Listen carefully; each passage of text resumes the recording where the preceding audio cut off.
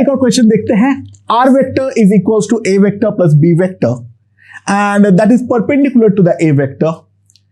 Mod of R vector is equals to mod of B vector by 2, यानी resultant का जो magnitude है वो हमारा बी वेक्टर के मैग्नीट्यूड के आधा है। तो सवाल ये है जो हमारा ए वेक्टर और बी वेक्टर है उनके बीच का एंगल हमारा कितना होने वाला है। ठीक है, अच्छा, now phi that is equals to tan inverse B sine theta by A plus B cos theta, ये हमें दे रखा है 90 डिग्री। तो ऑब्वियसली बात है, एक चीज तो मैं लिख सकता हूं, जो a plus B cos theta होना चाहिए that must be equals to 0। ठीक है, और दूसरा जो हमारा मॉडर आएगा that is under root A square plus B square plus 2ab cos theta, और ये बोला है इसके मैग्नीट्यूड के आधा यानी b/2। तो अब मैं अगर स्क्वायरिंग करता हूं दोनों साइड से तो मेरे पास सिंपली जो आ जाएगा वो आएगा a square plus B square plus 2ab cos theta that is equals to B square by 4। ठीक है, ये मेरे पास अगला रिलेशन आ गया है। अच्छा, नाउ ए जो है वो है हमारा बी कॉस थीटा, पुट करता हूं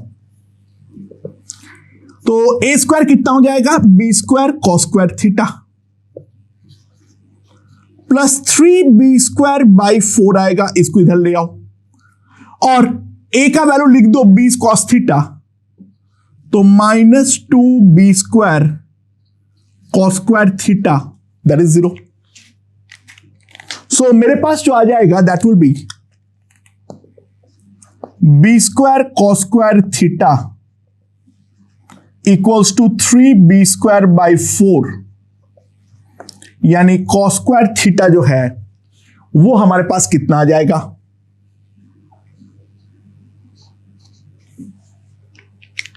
सो मेरे पास ये आ जाएगा जो कॉस थीटा जो है वो आ जाएगा ±√3/2। ठीक है, तो थीटा जो है वो है 60 या फिर 30 या फिर 150। लेकिन बार बार बोल रहा हूं जो स्क्वायरिंग की हो तो एक्स्ट्रा रूट का आना बिल्कुल संभव है। ये पॉसिबल भी है या नहीं उसके बारे में हमें चेक करना है। नाउ क्लियरली सी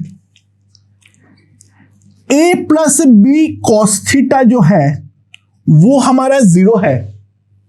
ठीक है, a जो है वो तो हमारा पॉजिटिव है ही है, b जो है वो हमारा पॉजिटिव है ही है, बट इनका सम को अगर 0 करना है तो उसका सिंपल मतलब है जो हमारा कॉस थीटा होगा that has to be a negative quantity. तो ऑब्वियसली बात है थीटा जो है कॉस थीटा जो है दैट इज -√3/2 ही पॉसिबल है। तो थीटा जो है वो केवल और केवल 150 डिग्री ही होगा। 30 डिग्री का जो सॉल्यूशन है वो तो स्क्वायरिंग करने के कारण हमारा एक्स्ट्रा पैदा हुआ है। तो मैथमेटिकली कैसे सॉल्व करना था वो हम लोगों ने देख लिए हैं, लेकिन अगर हम प्रॉपर फिगर ड्रॉ करें तो इन दैट केस प्रैक्टिकली एक लाइन पे हमारा सॉल्व हो जाएगा। ध्यान देना, ये हमारा है ए वेक्टर और जो रिजल्टेंट वेक्टर बोला है वो बोला है ए के साथ परपेंडिकुलर है, तो ये हमारा आर वेक्टर है। ये एंगल दे रखा है 90 degree. Now, so this will be B vector. So we can clearly see this is the angle between the vectors.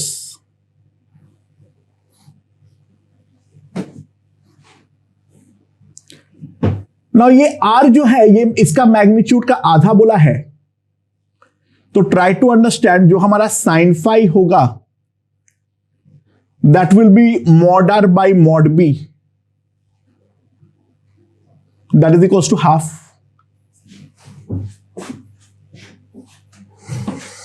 तो फाई जो आएगा वो सिंपली हमारा 30 डिग्री आएगा.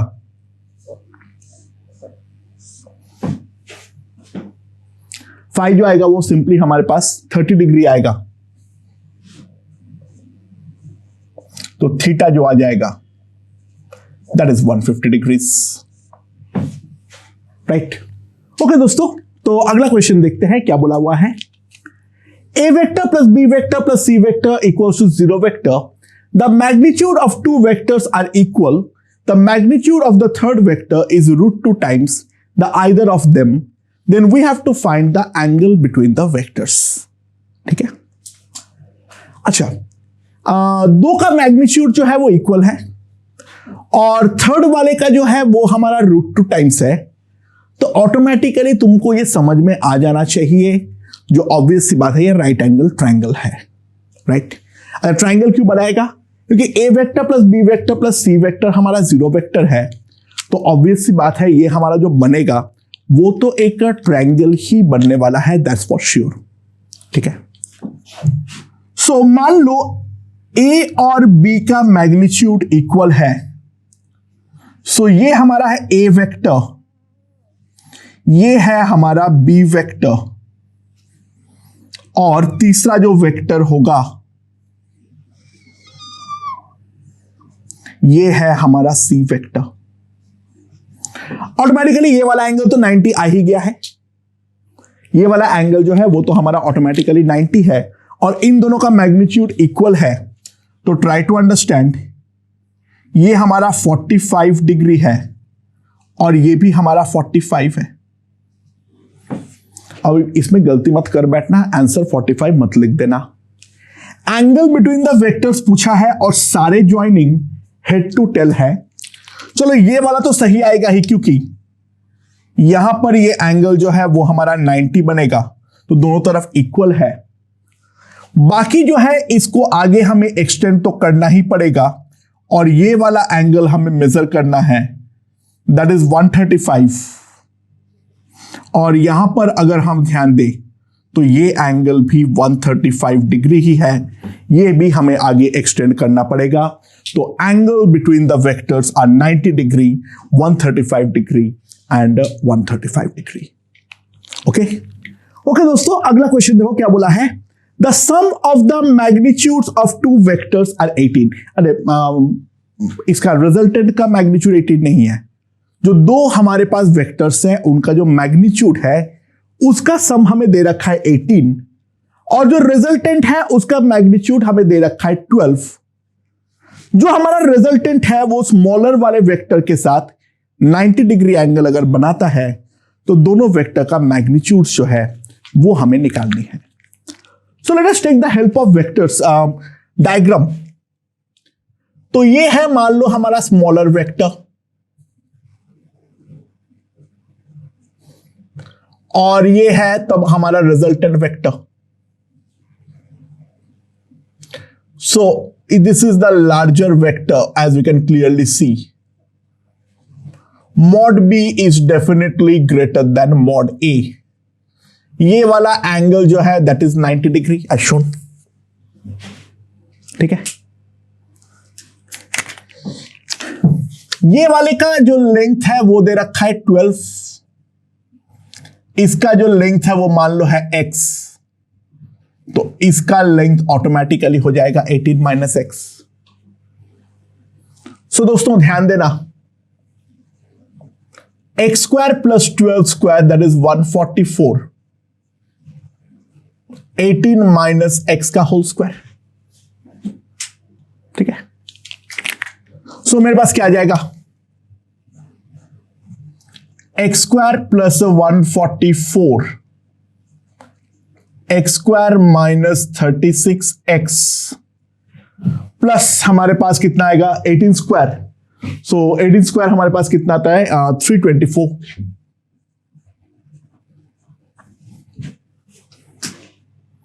सो एक्स स्क्वायर इज कट, तो मेरे पास 36x जो है ये तो 0 हो जाएगा, तो x जो है वो हमारे पास आ जाएगा 5।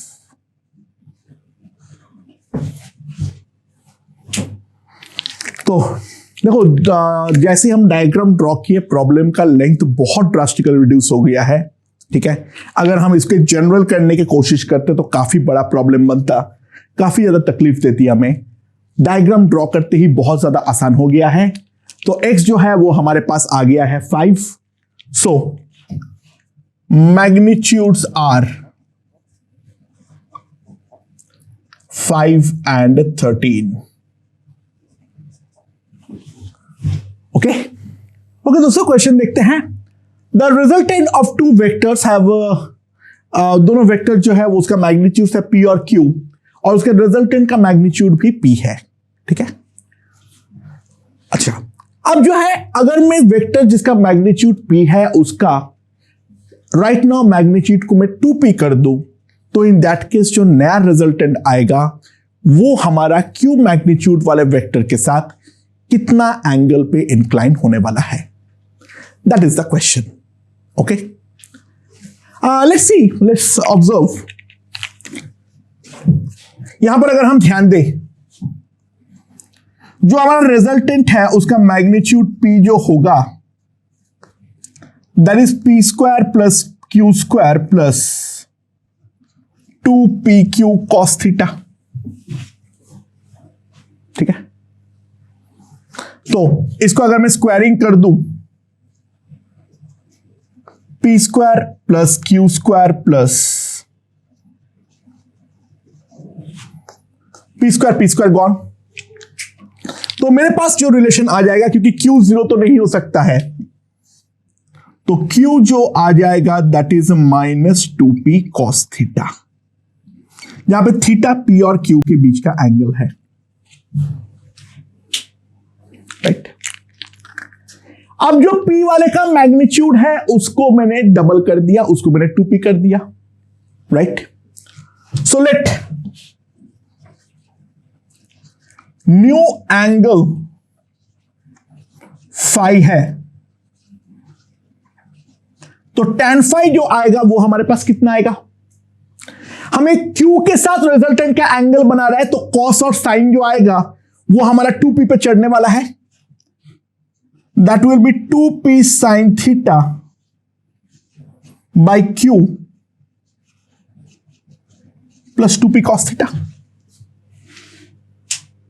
राइट, एंड नाउ ध्यान दो, q जो है वो तो मेरा -2p cos थीटा है, तो ये वाला क्वांटिटी मेरा 0 हो जाएगा, तो ये वाला क्वांटिटी हमारा इनफाइनाइट है।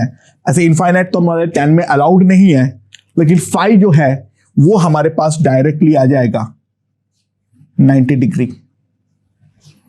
तो जो रिजल्टेंट जो नया बनेगा वहां पर एंगल होगा हमारे पास 90 डिग्री। ठीक है, अच्छा अब एक इंपॉर्टेंट क्वेश्चन देखते हैं।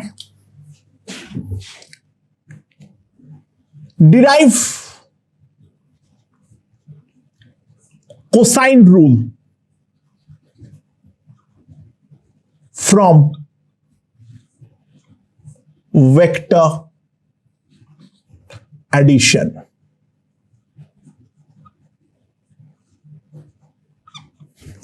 Derive cosine rule from vector addition. ठीक है, अच्छा कोसाइन रूल क्या होता है, जो अगर मेरे पास कोई एक ट्रायंगल है, ये वाला एंगल अगर मान लो A है, इसका साइड लेंथ है BC और ये है A, तो cos A जो आएगा that will be equals to A square plus B square, sorry क्या लिख रहा हूं, B square plus C square by 2BC.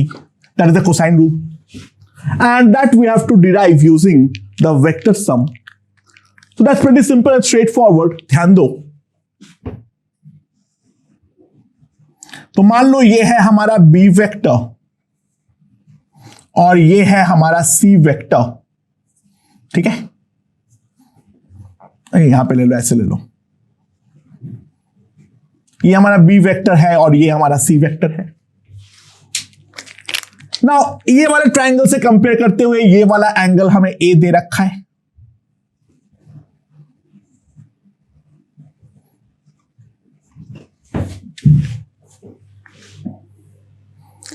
अच्छा ये एंगल अगर ए है तो ध्यान देना है बी और सी के बीच का जो एंगल है that is 180 degree minus A.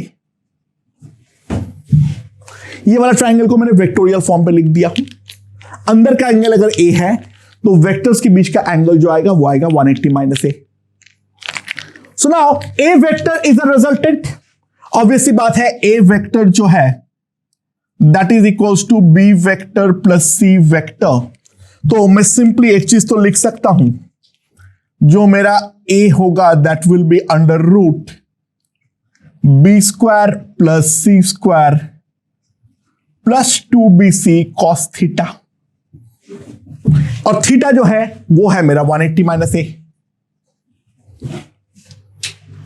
So now यहां पर अगर हम ध्यान दें, ए स्क्वायर इक्वल्स टू आ जाएगा B square plus C square plus 2bc cos of, now cos of 180 minus a is nothing but minus cos a, so a square आ जाएगा B square plus C square minus 2bc cos a, so cos a will be B square plus C square minus A square upon 2bc।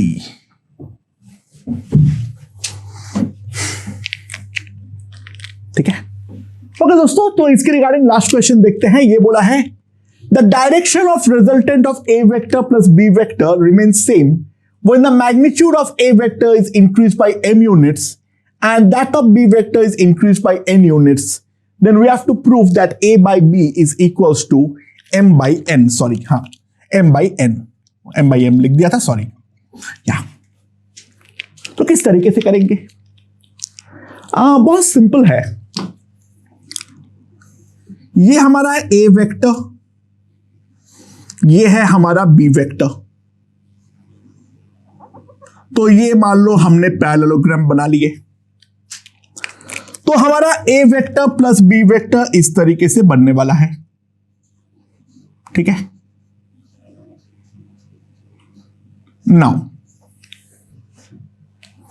अब main फंडा क्या है, ये वाला angle जो है, ये वाला एंगल है फाई, जो हमारा नहीं बदल रहा है। a और b के बीच का एंगल जो है मान लो वो है हमारा थीटा।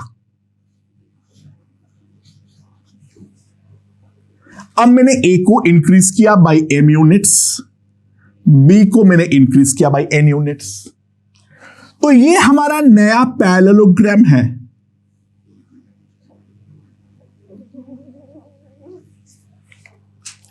तो ये बोला है जो रिजल्टेंट अभी भी सेम एंगल बनाता है, ऑब्वियस सी बात है, ये तो रिजल्टेंट तो हमारा नेट पे इंक्रीज करेगा, जो ये फाई है उस पर कोई बदलाव नहीं होगा, तो उसके लिए हमें कंडीशन जो है वो हमें पूछी गई है।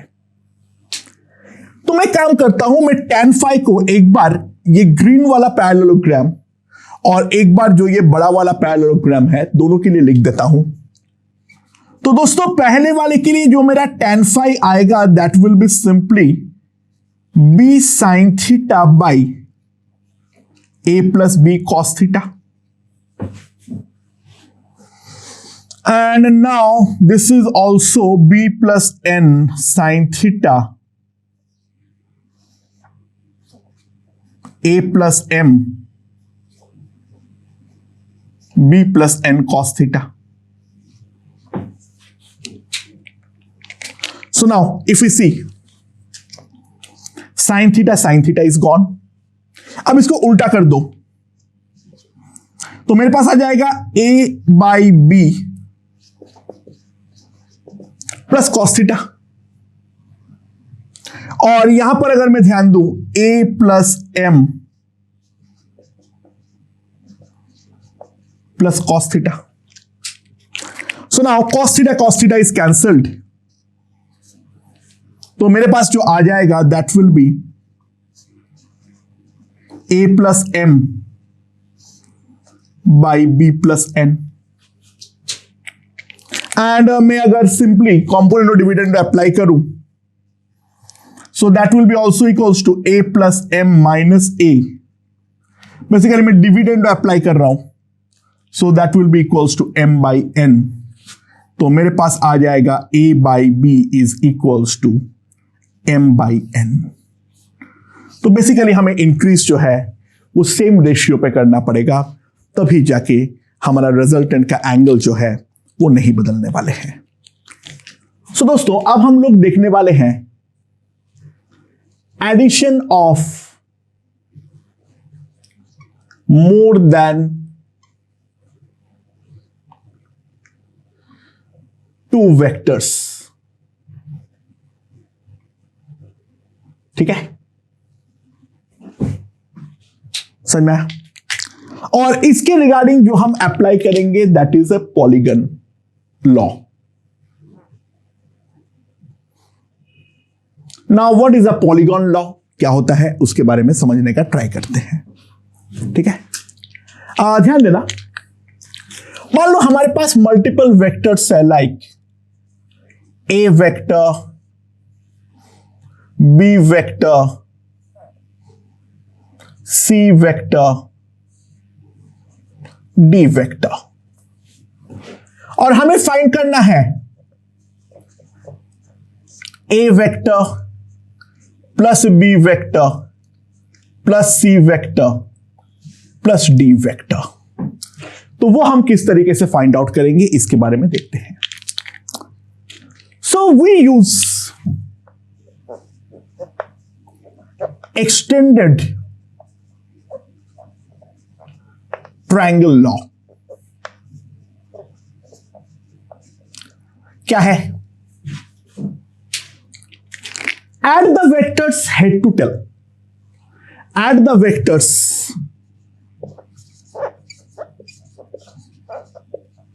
Head to tail, right?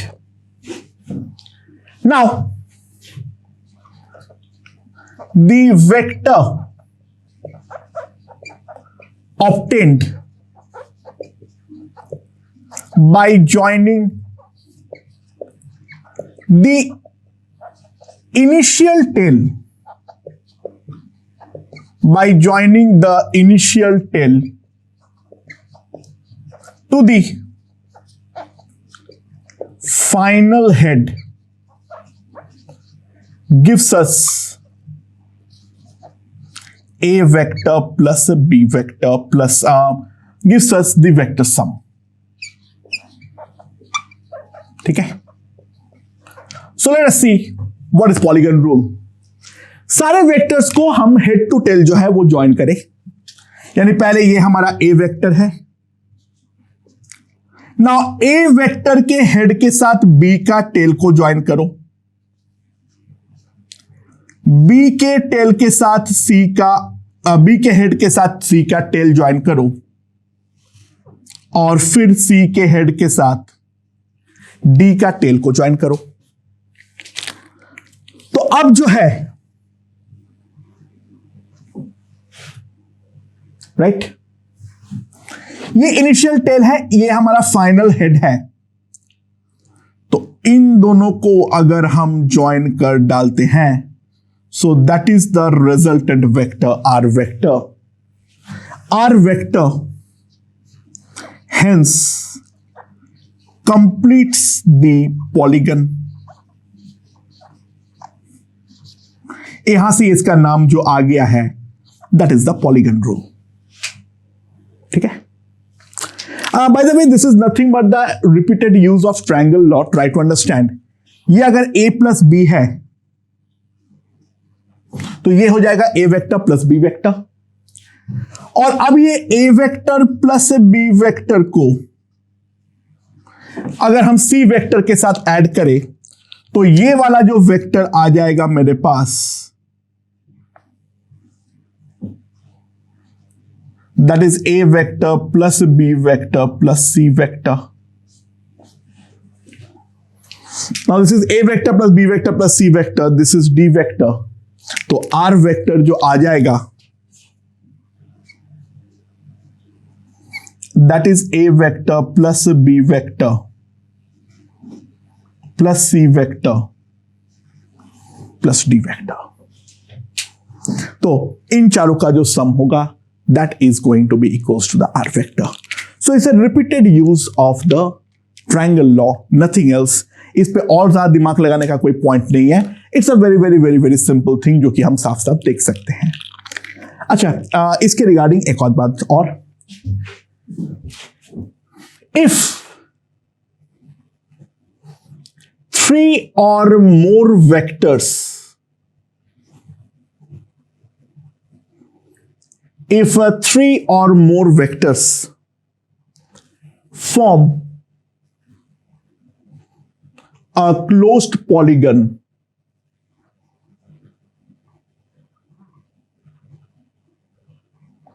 when joined head to tail,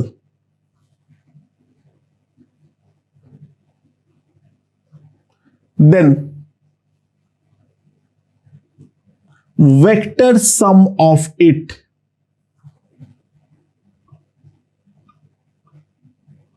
is equals to 0. When 3 or more vectors form a closed polygon when joined head to tail, then the vector sum of it is equals to 0. So try to understand this thing.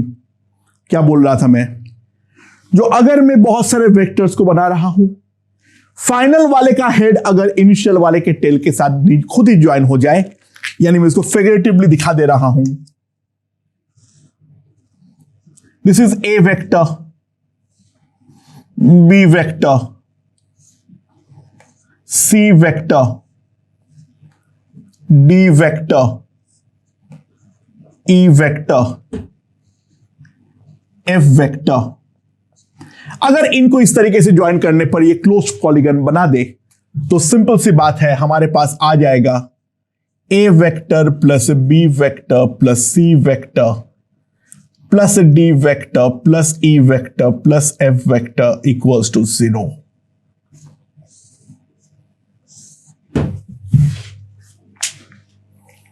ठीक है. अच्छा, एक बात ध्यान देना,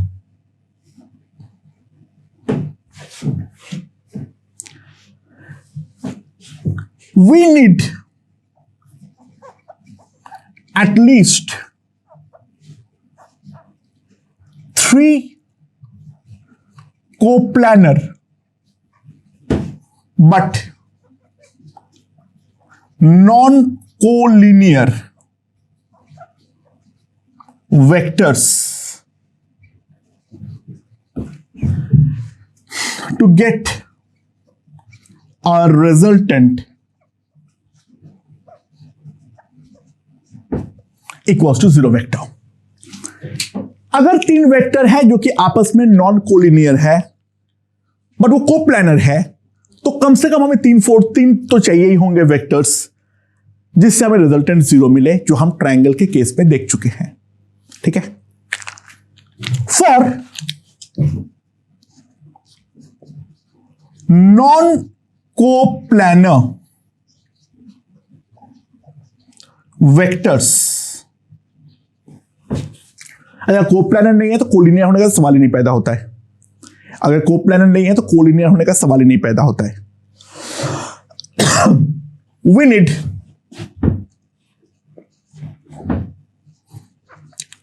at least 4 vectors for the resultant to be. तो मान लो 2 vector को तो हमेशा प्लेन पे ला सकता हूं. ए और बी इसी प्लेन में है, यहां पर पहुंच गया हूं मैं. तीसरा, अगर मैं प्लेन के ऊपर जा चुका हूं तो कभी भी रिजल्टेंट 0 हो ही नहीं सकता है। तो 3 अगर नॉन कोप्लानर है तो ट्राई टू अंडरस्टैंड, तो पॉसिबिलिटी नहीं है। देखो 2 को कोप्लानर में हमेशा बना सकता हूं, दैट्स फिक्स। ठीक है, तीसरा ऊपर क्योंकि उठ चुका है तो ये वाला टेल और ये वाला हेड मेरा कभी ज्वाइन नहीं होगा। एक चौथा वेक्टर का रिक्वायरमेंट तो होगा ही होगा, जो कि टेल और हेड को ज्वाइन करके वो हमें क्लोज पॉलीगन बनाए। ये पॉलीगन हमारा इस वाले प्लेन पे नहीं होगा, कोई दूसरा प्लेन पे होगा, बट कम से कम 4 वेक्टर का तो रिक्वायरमेंट डेफिनेटली है ही है। इस बात को हम पहले समझ ले। ठीक है, अच्छा, प्रॉपर्टीज ऑफ वेक्टर एडिशन। ठीक है, सो अब हम लोग देखेंगे कुछ इंपॉर्टेंट प्रॉपर्टीज। क्या है मेरे पास, ध्यान देना। सबसे पहला प्रॉपर्टी, सबसे बेसिक प्रॉपर्टी, वो है A vector plus 0 vector is equals to A vector.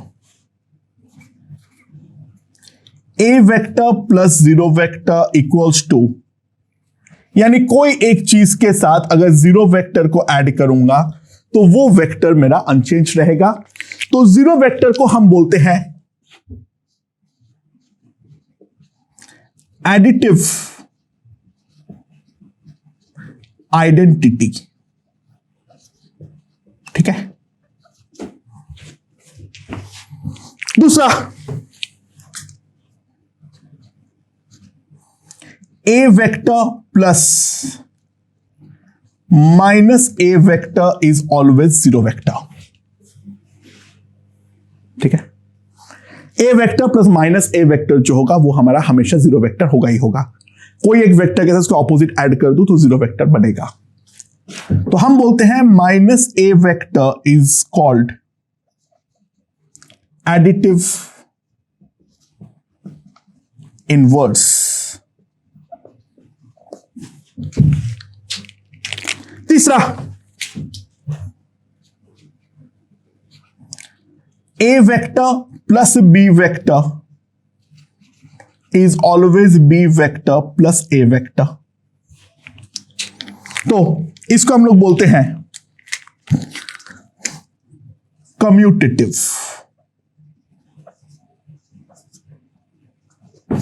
Vector addition जो है वो हमारा कम्यूटेटिव है। ठीक है, okay, so the next law is A vector plus B vector plus C vector is equals to A vector plus B vector plus C vector. यानी किसको पहले ऐड कर रहा हूं, इट रियली डजंट मैटर। तो इसको हम लोग बोलते हैं एसोसिएटिव।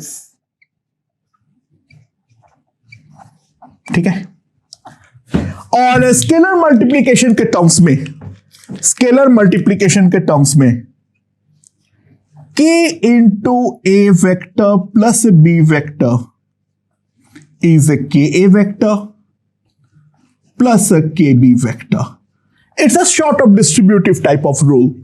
ठीक है, तो k into a vector plus B vector is equals to k a vector plus k b vector. So these are some important properties of vector addition. So addition हम लोग कर चुके हैं, अब हम लोग देखने वाले हैं the vector subtraction. तो let's see what is vector subtraction. Okay दोस्तों, तो अब हम लोग vector subtraction देखते हैं। 2 vectors हमें दिया हुआ है, a vector और b vector. Then we have to find a vector minus b vector. ठीक है, try to understand a vector minus b vector is nothing but a vector plus minus b vector. तो अगर हम यहां पर देखें, ये हमारा b वेक्टर दिया हुआ है, तो इसका ऑपोजिट वेक्टर जो होगा that will be the minus b vector. So simply यहां पर अगर हमारा a वेक्टर था, जैसे हम लोगों ने पहले बी वेक्टर बनाए थे, और ये हमारा बन गया था ए वेक्टर प्लस बी वेक्टर। ठीक है, जैसे कि ये हमारा बन गया था ए वेक्टर प्लस बी वेक्टर। तो in that case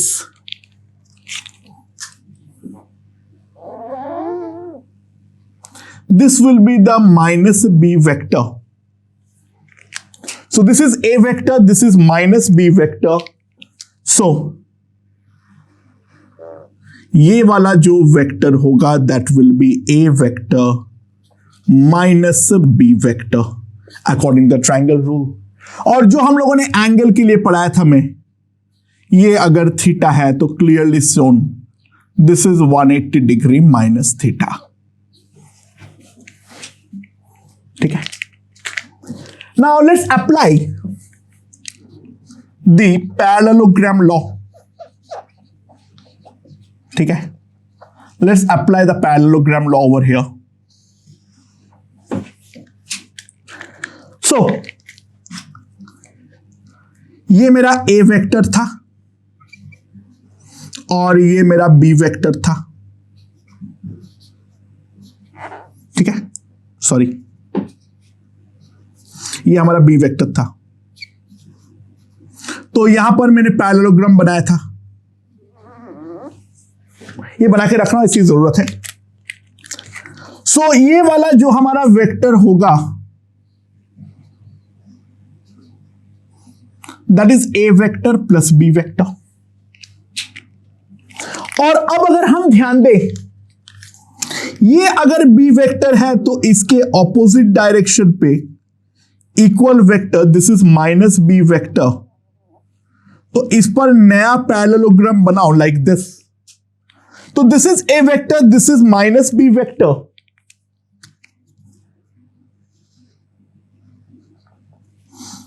this is A vector minus B vector and try to understand, ये दोनों पैरेललोग्राम हमारा कॉन्ग्रुएंट है।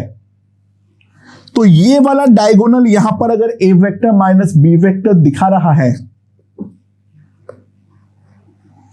इसको मैं पैरेलल शिफ्ट करवा के यहां पर भी ला सकता हूं। ऑब्वियसली ये दोनों पैरेललोग्राम कॉन्ग्रुएंट है तो ये और ये पैरेलल बनेगा। This will be a vector minus B vector. और अब इसको भूल जाओ, पोज दे रहा हूं मैं।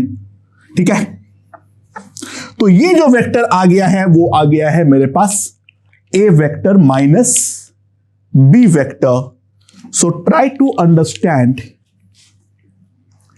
If we construct a parallelogram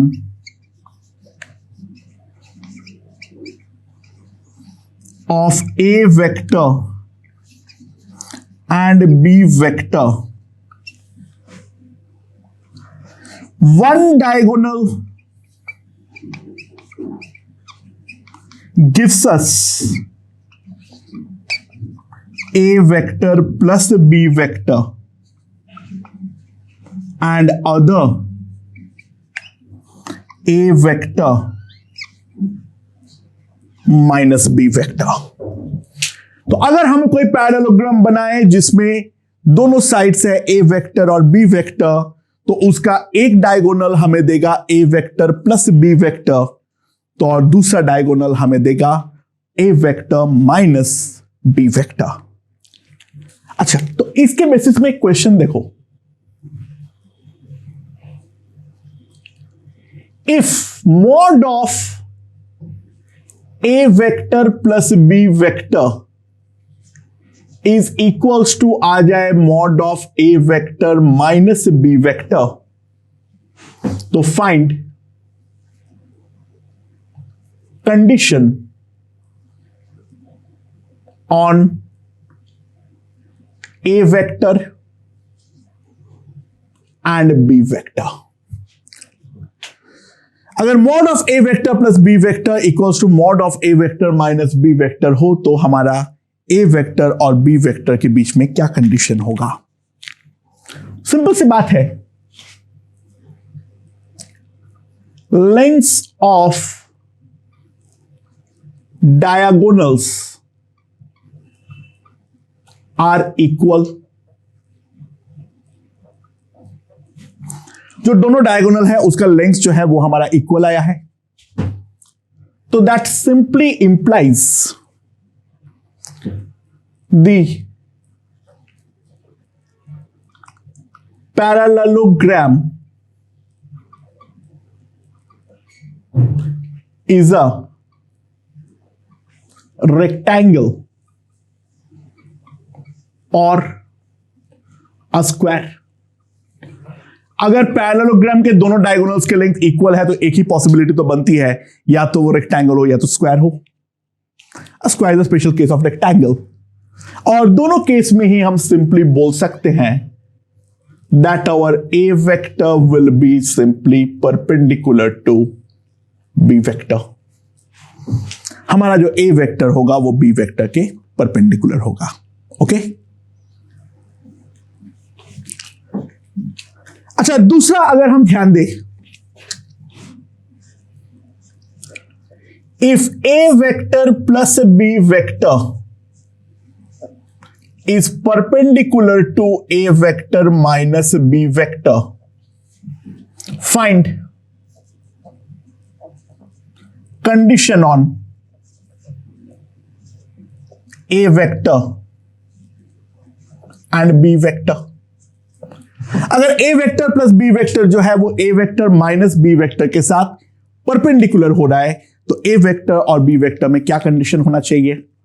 again अगर हम ध्यान दें, जो दोनों डायगोनल है वो आपस में परपेंडिकुलर है,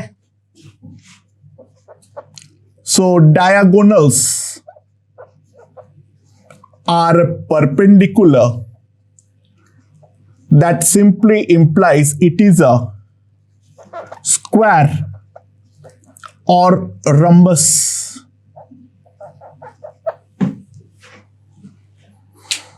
कौन सा पैरेललोग्राम के डायगोनल्स परपेंडिकुलर होता है? डेफिनेटली स्क्वायर और रंबस के केस में होता है। तो जो पैरेललोग्राम है वो या तो हमारा रंबस है या तो हमारा स्क्वायर है। यही तो दो पॉसिबिलिटी हमारे पास है, या रंबस हो या स्क्वायर हो, एक ही कंडीशन कॉमन है, जो हमारा मॉड ऑफ ए वेक्टर होगा that must be equals to mod of B vector, जो कि हम लोग साफ साफ देख सकते हैं। ठीक है, अच्छा, वापस इस पे आ जाओ। यहां पर अगर हम ध्यान दें, ये हमारा ए वेक्टर है, ये हमारा माइनस बी वेक्टर है, ये हमारा a vector minus B vector है। अच्छा, एक बात तो ऑब्वियस है, वो तो ऑब्वियस बात है, मैं क्या ही लिखूं, mod of minus B vector equals to mod of B vector, तो ऑब्वियस कंडीशन है। ठीक है, मैग्नीट्यूड इक्वल है ही है।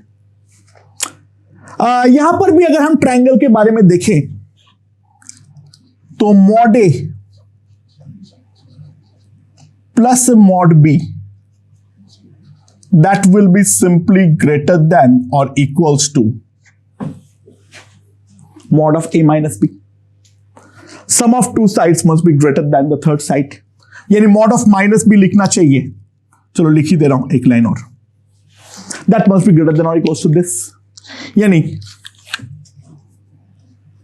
Mod A plus mod B. तो यहां पर भी उसी तरीके का ट्रायंगल इनइक्वालिटी हमें देखने को मिल रही है। और अब मैं इन दोनों के साइड को लेकर अगर मैं बात करूं, mod A plus mod of A minus B is greater than और equals to mod of minus B,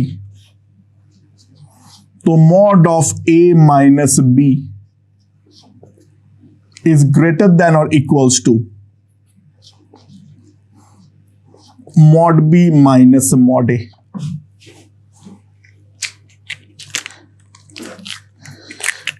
और दूसरा, mod B plus mod of A minus B is greater than और इक्वल्स टू मॉड ए, यानी again mod of minus B, तो mod of A minus B mod A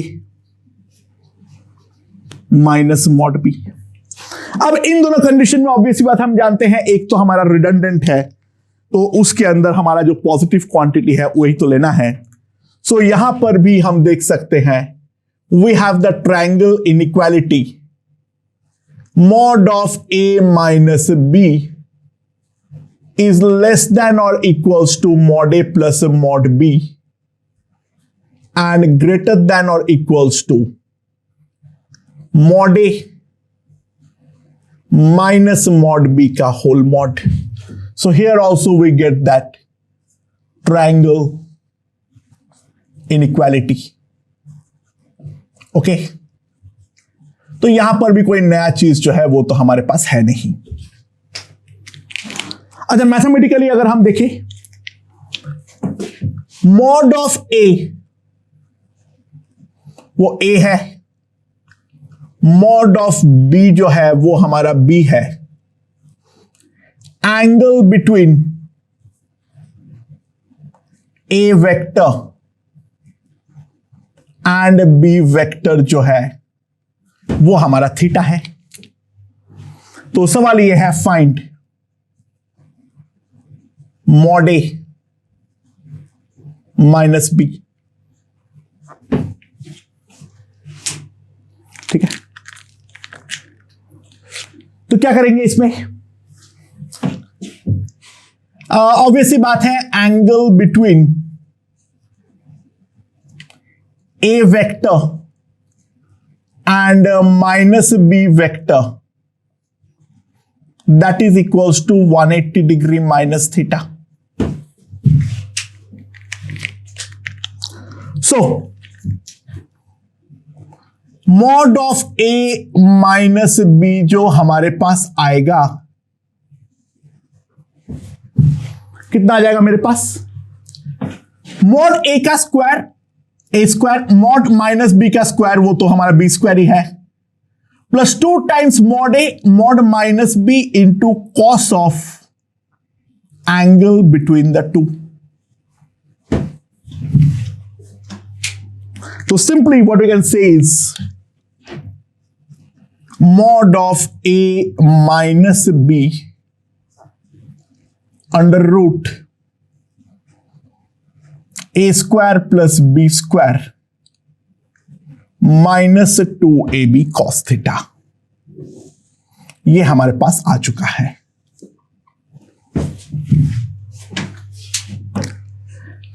mod of A minus b equals to under root A square plus B square minus 2ab cos theta. अच्छा, again यहां पर भी हम बोल सकते हैं जो कॉस थीटा जो है ये हमारा लाई करता है -1 से 1 के बीच में। So mod of A minus B का जो हमारा मैक्सिमम वैल्यू आएगा वो कब आएगा? जब कॉस थीटा हमारा -1 हो। इसको मैक्सिमाइज करने के लिए कॉस थीटा को मिनिमाइज करना पड़ेगा, तो थीटा जो आएगा दैट इज 180 डिग्री, यानी अनलाइक के केस में। और यहां पर -1 पुट करते ये वाला चीज बन जाएगा a प्लस बी का होल स्क्वायर। तो इसका मैक्सिमम वैल्यू जो आएगा that will be mod a plus mod b। बस यहां पर मैक्सिमम वैल्यू होगा in the case of unlike. Obviously बात है, सब्सट्रैक्शन है, मैक्सिमाइज करना है तो उल्टा ही रखना पड़ेगा स्टार्टिंग में। And similarly mod of A minus B का जो मिनिमम होगा वो तब होगा जब कॉस थीटा हमारा 1 आएगा, यानी थीटा हमारा 0 डिग्री आएगा, यानी ये हमारा लाइक वेक्टर्स होंगे। सो ऑब्वियस सी बात है, ए माइनस बी का मिनिमम होगा। ध्यान देना है यहां पर 1 पुट करते ही ये हो जाएगा under root A minus B का whole square, that is mod of A minus B, यानी that is mod of mod A minus mod B. ये हमारा मैक्सिमम और मिनिमम का केस आ जाएगा। एकदम वेक्टर एडिशन की तरह ही है, कोई डिफरेंस नहीं है। Try to understand. अच्छा, एक बात और, A vector minus B vector is not equals to B vector minus A vector, not commutative. ठीक है,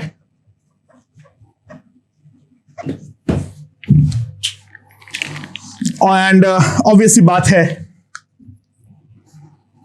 A vector minus B vector minus C vector is not equals to A vector minus B vector minus C vector. So this is not associative. हाँ, लेकिन scalar addition के लिए वो distributive है, यानी K times A vector minus B vector, that is K vector minus KB vector. ठीक है, जल्दी से एक क्वेश्चन देख लेते हैं। ये हमारा एक रोटेटिंग वेक्टर है जिसका मैग्नीट्यूड है A. So it is rotating. तो सवाल यह है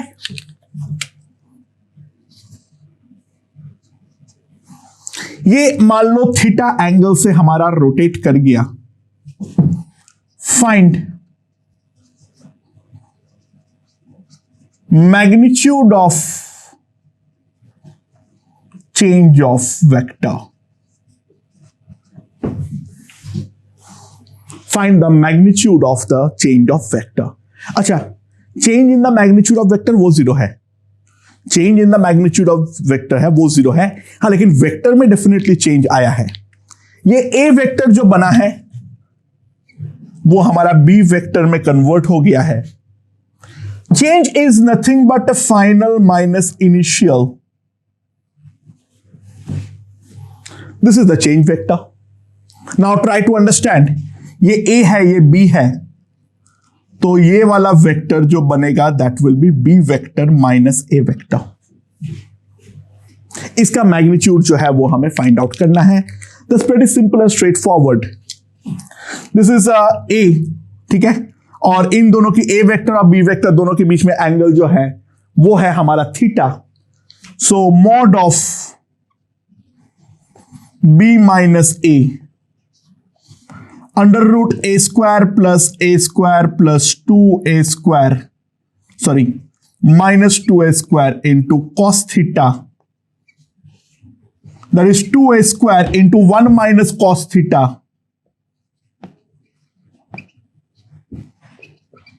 2a साइन थीटा बाई 2। ठीक है, that is the change in the vector. I hope that part is perfectly understood. या फिर अगर इसमें तक दिमाग लगाने का मन नहीं करे, तुम डायरेक्टली साइन रूल भी लगा सकते थे। ये मान लो है x, ये थीटा है, तो ये दोनों एंगल तो इक्वल होगा क्योंकि रेडियस है। तो साफ साफ ध्यान दो, this is 90 degree minus theta by 2। अब तुम डायरेक्टली साइन रूल भी लगा सकते थे इस पे। साइन रूल लगाते हुए मेरे पास क्या आ जाता, x by sine theta is equals to a by sine of 90 degree minus theta by 2. So this is cos theta by 2. ये हमारे पास आ जाएगा क्या, sin theta। तो x मेरे पास आ जाएगा a sin theta। अब sin theta को लिख दो 2 sin theta by 2 cos theta by 2। तो हमारे पास ये सिंपली आ जाएगा 2a sin theta by 2। Okay, so with this we have completed vector addition and subtraction. Now we will move on to the new concept, that is the concept of fixed vector or position vector. Let's see वो क्या होता है।